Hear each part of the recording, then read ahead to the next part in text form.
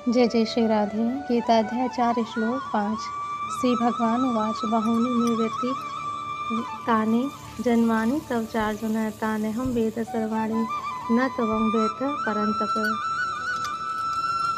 तात्पर्य श्री भगवान ने कहा, तुम्हारे तथा मेरे अनेकानेक जन्म हो चुके हैं, मुझे तो उन सब का स्मरण है, किंतु हे परंतप तुम्हें उनका स्मरण नहीं रह सकता।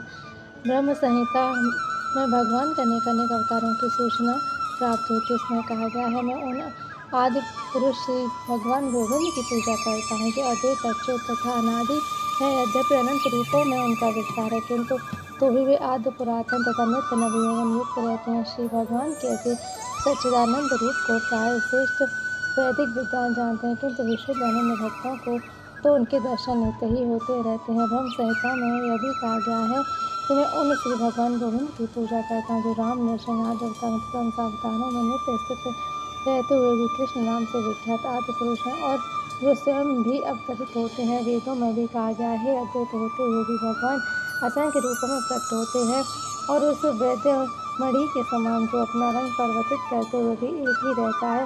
इन सारे रूपों को विशुद्ध निष्काम भक्त ही समझ पाते हैं। केवल वेदों के अध्ययन से इनको नहीं समझा जा सकता।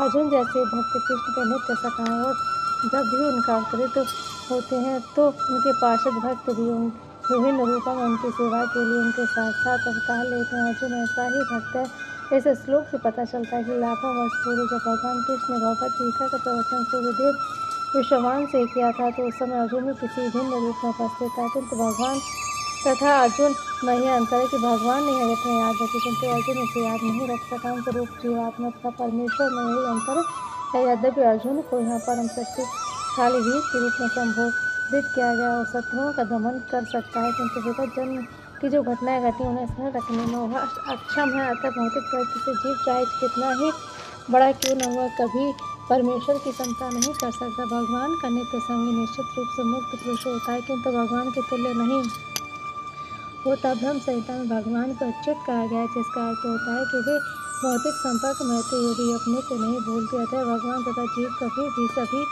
तरह से एक समान नहीं हो सकते, भले ही जीव अर्जुन के समान मुक्त पुरुष क्यों न हो। यद्यपि अर्जुन भगवान का भक्त है, किंतु कभी कभी भगवान की प्रकृति को भूल जाता है, किंतु देवी कृपा से भक्त तुरंत भगवान की अच्युत स्थिति को समझ जाता है, जबकि यह भक्त या असुर इस दिव्य प्रकृति को नहीं समझ पाता। फल स्वरूप गीता की विवरण आसुरी नास्तिक समय नहीं पढ़ पाते। कृष्ण को लाखों वर्ष पूर्व संपन्न कार्यों की स्मृति बनी है, किंतु अर्जुन को स्मरण नहीं है। यद्यपि अर्जुन तथा कृष्ण दोनों ही शाश्वत स्वभाव के हैं।